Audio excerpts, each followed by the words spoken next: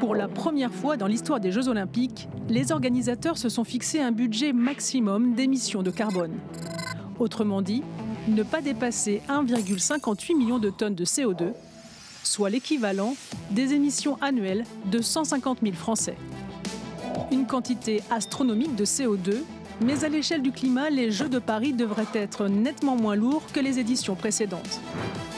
Alors comment Paris compte-t-elle respecter cette limite? Tout d'abord, en évitant radicalement les nouvelles constructions, l'une des principales sources de pollution. Elle s'appuie ainsi sur des sites existants et temporaires, comme le Stade de France et le Grand Palais éphémère. Une structure en bois qui sera démantelée après les Jeux. Dans son tout dernier rapport, cette stratégie de construction a été qualifiée de robuste par Éclairci, un collectif d'experts spécialisés dans les enjeux énergie-climat.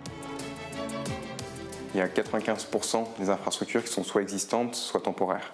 C'est bien plus que pour tous les autres JO d'avant. Et le temporaire en plus, ils vont réutiliser l'ensemble des infrastructures et équipements. Donc ça va réduire d'autant les émissions parce que ça n'ira pas à la benne à la fin. Et sur ce qui a été construit, en fait, ce qu'ils ont vraiment beaucoup poussé, c'est le bois. Et ça a permis de réduire entre 30 à 40% les émissions par rapport à un bâtiment standard construit aujourd'hui. Côté énergie, la France a pour avantage d'avoir une production nucléaire dominante dans le pays, une source à faible teneur en carbone.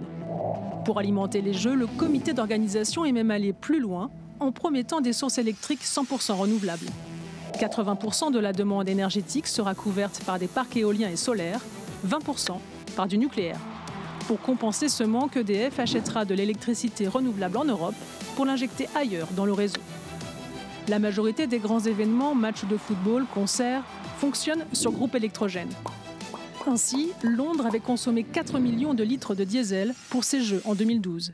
Un constat qui a poussé les responsables climat de Paris 2024 à miser sur le tout électrique. C'est vraiment une première de se raccorder au réseau partout où il va se passer quelque chose pour les Jeux, c'est-à-dire sur des sites de compétition ou de non-compétition. Donc là, on installe des bornes événementielles. On a fait ça évidemment avec la ville de Paris, par exemple, au Trocadéro, où la borne événementielle qui est rétractable, qui permet de faire des branchements au réseau, et elle est nouvelle et elle va rester derrière. Donc ça permettra pour des événements au pied de la Tour Eiffel de passer par un réseau électrique décarboné versus amener des camions remplis de diesel. Mais avec près de 13 millions de billets vendus et 15 000 athlètes en compétition, les transports comptent à eux seuls au moins un tiers des émissions de carbone. Sur ce point, l'ONG Éclairci estime que davantage aurait pu être fait pour promouvoir notamment l'utilisation du vaste réseau ferroviaire français. On peut citer l'Eurofoot en Allemagne, où les transports en train internationaux profitent de réductions sur le tarif des billets.